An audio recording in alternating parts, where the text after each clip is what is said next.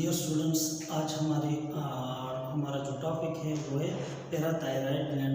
Parathyroid gland के बारे में हम क्वेश्चन ये करेंगे कि इसमें क्या होगा, ये कहाँ पर मौजूद है, इसका शेप, इसका साइज, वेट और इसका फंक्शन क्या है।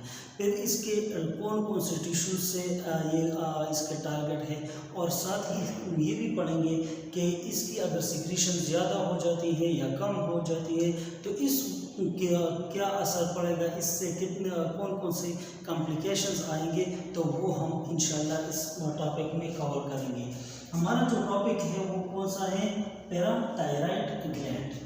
अब पैराथायराइड ग्लैंड जो है, अगर मैं यहाँ पर ये जो मैंने ड्रा किया हुआ है, ये कौन सा है, थायराइड ग्लैंड, और इस थायराइड ग्लैंड के ऊपर कौन सा ग्लैंड मौजूद है, एक और ग्लैंड मौजूद है, और उसी ग्लैंड को क्या कहा जाता है, पैराथायराइड ग्लैंड कहा जाता है। मैंने यहाँ पर इसकी लोकेशन के बारे में ये लिखा हुआ है कि embedded on the posterior part of the thyroid gland. Thyroid gland के पोस्टीरियर पार्ट में ये अंदर क्या हुए हैं, घुस गए हैं, और वहाँ पर इसकी अकरेंस है। इसका जो शेप होगा वो ओवॉइड शेप होगा, लेंथ इसका होगा 6 mm, और वेट जो है वो 3 to 4 mm इसकी वेट आएगी। इसी तरीके से इसका जो वेट है वो क्या है, 0.05 ग्राम जो है इसका वेट है। फिर इसके सेल्स के दो टाइप्स ऑफ सेल्स जो है वो पैराथायराइड ग्लैंड में मौजूद है। एक को कहते हैं ऑक्सीपेल सेल्स और दूसरे को चीफ सेल्स कहा जाता है। लेकिन ये ऑक्सीपेल सेल्स का अभी तक कोई फंक्शन जो है वो नहीं है, स्टिल फंक्शन इज अननोन, पता नहीं ये क्या काम कर लेता है, इसका किसी को पता नहीं है। जो चीफ सेल्स है ये सीक्रेटेड पॉलीपेप्टाइड हार्मोन पैराथार्मोन, ये एक प्रोटीनेशियस हार्मोन सीक्रेट कर लेता है चीफ सेल, और इन्हीं को क्या कहा जाता है, पैराथार्मोन या पैराथायराइड हार्मोन जो है इसको कहा जाता है। ये इसका जो मेन फंक्शन है ना पैराथायराइड हार्मोन का, वो क्या कर लेता है, कैल्शियम लेवल को बॉडी में मेंटेन रखना, regulating calcium level in body fluid, ये इसका एक मेन फंक्शन है। फिर इसके टारगेट टिश्यूज जो है वो 3 है, एक है किडनी, दूसरा है बोन, और तीसरा है क्या, इंटेस्टाइन्स। अब बोन क्या है, बोन एक कनेक्टिव टिश्यू है, हार्ड कनेक्टिव टिश्यू है, और इसमें 2 टाइप ऑफ सेल्स मौजूद है। एक को क्या कहा जाता है, ऑस्टियोब्लास्ट, और दूसरे को क्या कहा जाता है, ऑस्टियोब्लास्ट। असल में वहाँ पर 3 टाइप ऑफ सेल्स जो है वो बोन में मौजूद है, लेकिन यहाँ पर हमें ज़रूरत है कितने सेल्स की, वो 2 टाइप ऑफ सेल्स की। एक को क्या कहा जाता है, ऑस्टियोब्लास्ट, दूसरे को ऑस्टियोब्लास्ट सेल कहा जाता है।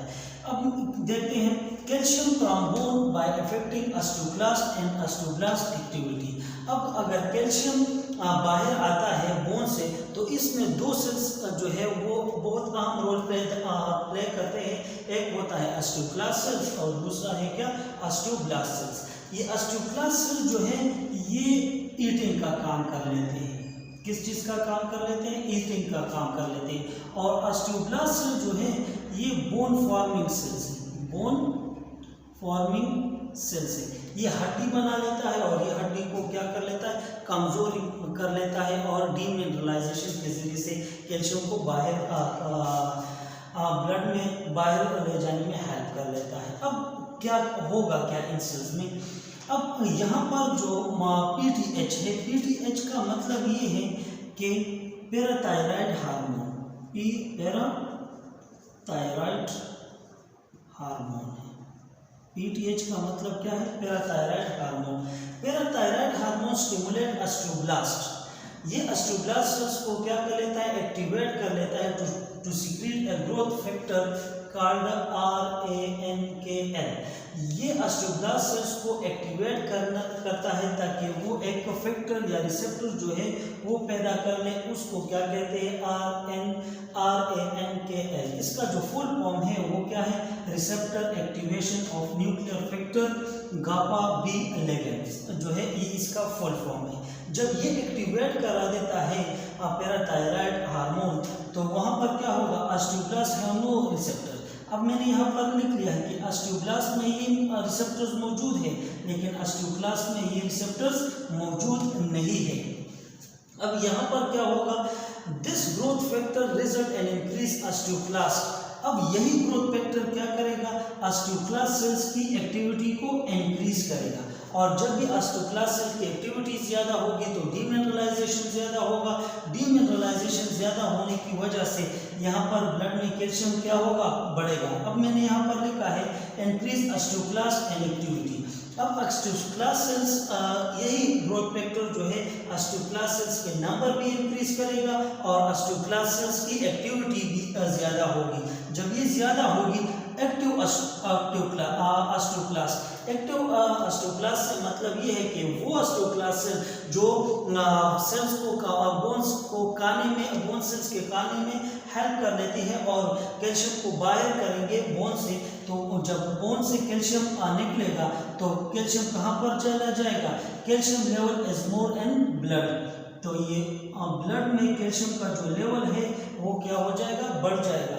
कहने का मतलब है कि बोन से कैल्शियम को हटाना, कैल्शियम को रिमूव करना और ब्लड में इसका कैल्शियम मेंटेन रखना, ये किसका काम है, पैराथायराइड हार्मोन का काम है। क्योंकि हमने पहले ही पढ़ा है कि पैराथायराइड हार्मोन का काम क्या है, कैल्शियम लेवल को बॉडी फ्लूइड में मेंटेन रखना, ये इसका काम है। तो उसने ये कैल्शियम ले लिया कहाँ से, बोन से। दूसरा जो इसका टिश्यू है या ऑर्गन है वो कौन सा है, वो है kidney. PTH causes calcium reabsorption from the kidney। ये पैराथायराइड हार्मोन जो है वो कैल्शियम की रीएब्जॉर्प्शन कर लेता है। रीएब्जॉर्प्शन मैंने इसीलिए कह दिया कि वहाँ पर पहले से एब्जॉर्प्शन हो जाती है और फिर अगर एक्सेस फॉर्म में है तो ये एक्सेस फॉर्म ऑफ कैल्शियम जो है वो in the form of urine हमारी बॉडी से एक्सक्रीट होगा। लेकिन यहाँ पर अगर ज़रूरत पड़ी तो इसकी वापस क्या होगी, रीएब्जॉर्प्शन होगी। रीएब्जॉर्प्शन होने की वजह से so less calcium are remove in the urine. फिर जो कैल्शियम की रिमूवल है वो क्या होगी, कम होगी प्राण और बॉडी। लेकिन इसके साथ साथ इसके लिए कैल्शियम की रीएब्जॉर्प्शन के लिए कौन सा चीज़ चाहिए, विटामिन डी चाहिए। समझ आई बात की। अच्छा, यहाँ पर तीसरा जो टिश्यू है वो है intestine. Activation of vitamin D occur in the liver and kidney. अब ये विटामिन डी जो है ये हमारा स्किन में जो कोलेस्ट्रॉल है वो अल्ट्रावायलेट रेस की प्रेजेंस में ये विटामिन डी बना लेता है। लेकिन यही विटामिन डी इनएक्टिव फॉर्म में रहता है। इनएक्टिव फॉर्म में रहने की वजह से यहाँ पर एक ग्रुप है जिसको हम OH ग्रुप कहा जाता है, हाइड्रोक्सिल ग्रुप। अब यही हाइड्रोक्सिल ग्रुप जो है ये एक मिलता है कहाँ पर, लिवर में इसके साथ मिल जाता है। एक OH ग्रुप जो है इसको मिल जाता है कहाँ पर, लिवर में। दूसरा मिल जाता है OH ग्रुप किडनी में, और किडनी और लिवर में मिल जाने के बाद अब यही इनएक्टिव विटामिन डी क्या बन जाता है, एक्टिव बन जाता है। ये क्या बनेगा, एक्टिव बनेगा। और फिर इसी एक्टिव विटामिन डी को हम क्या कहते हैं, 125 डाईहाइड्रोक्सी विटामिन डी कहा जाता है। क्योंकि मैंने आप लोगों को कह दिया कि एक OH ग्रुप जो है वो 1 पे मिल जाता है, दूसरा जो है वो 25 नंबर पे मिल जाता है। 2 मिल गए तो डाई हो गया, हाइड्रोक्सी विटामिन डी बना लिया उसने। तो इनएक्टिव को एक्टिव करा दिया कहाँ पर, लिवर और किडनी में, by combining the OH group. अब यहाँ पर ये एक्टिव विटामिन डी जो है वो बन गया है। Parathyroid hormone increase the rate of 125 dihydroxy vitamin D. Active vitamin D और पैराथायराइड जो है वो मिलके असल में ये एक्टिव पैराथायराइड हार्मोन जो है वो इंक्रीज कर लेता है एक्टिव विटामिन डी के फंक्शन को। जब एक्टिव विटामिन डी के फंक्शन इंक्रीज होगा तो फिर क्या होगा, increase calcium and phosphate absorption from the intestine. तो नतीजतन कैल्शियम जो है और फॉस्फेट स्मॉल इंटेस्टाइन या लार्ज इंटेस्टाइन से इसकी एब्जॉर्प्शन जो है वो ज़्यादा होगी और एज ए रिजल्ट हमारे ब्लड में जो कैल्शियम लेवल है वो क्या हो जाएगा, मेंटेन होगा। अब हम कहते हैं कि ये कैल्शियम लेवल हमारे पास ब्लड में मेंटेन होना है, तो अगर इसकी सिक्रीशन ज़्यादा हो गई या इसकी सिक्रीशन कम हो गई तो क्या असर पड़ेगा, देखते हैं। Hypo secretion, hypo means below, अगर इसकी लेवल जो है वो कम होगी तो क्या होगा, calcium level decreases in the blood, calcium level blood में डिक्रीज होगा और इससे एक कंडीशन पैदा होता है और उसी कंडीशन को क्या कहते हैं, हाइपोकैल्सीमा कहा जाता है। Hypo means below, calcemia means calcium. Blood में कैल्शियम का लेवल कम होने को क्या कहा जाता है, हाइपोकैल्सीमा। अब इसकी वजह से क्या कॉम्प्लिकेशन आ सकती है, which increase the excitability of nerves and muscles, क्योंकि नर्व्स के कंडक्शन के लिए और मसल की कंट्रैक्शन और रिलैक्सेशन के लिए हमें क्या चाहिए, कैल्शियम चाहिए। अगर यही कैल्शियम कम हो तो हमारी नर्व्स और जो मसल्स है वो क्या होगी, एक्साइटेड मूड में चली जाएगी और वो इर्रेगुलर कंट्रैक्शन और रिलैक्सेशन कर पाएगी। इसी वजह से सीजर आ सकता है, एबनॉर्मल हार्ट रिदम्स आ सकता है और टेटनी जैसी बीमारियां इससे पैदा हो सकती हैं। इसी तरीके से ये अगर कैल्शियम का लेवल कम हो जाता है तो ये कॉम्प्लिकेशन आ सकती है। हाइपर सिक्रीशन से मतलब ये है कि कैल्शियम का लेवल जब ब्लड में इंक्रीज हो जाए, तो मैंने यहाँ पर लिखा है calcium level increases in blood called हाइपरकैल्सीमा।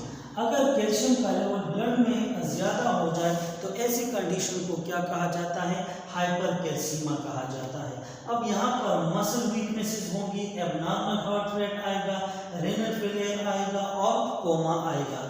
और इसी तरीके से यहाँ पर अगर इसकी प्रॉपर ट्रीटमेंट ना हुई तो या कैल्शियम का लेवल कम नहीं हुआ तो ये क्या कर लेता है, ये हार्ट फेलियर भी कर सकता है और इस कैल्शियम के लेवल की वजह से जो डेथ है उस बंदे का वो भी पॉसिबल है।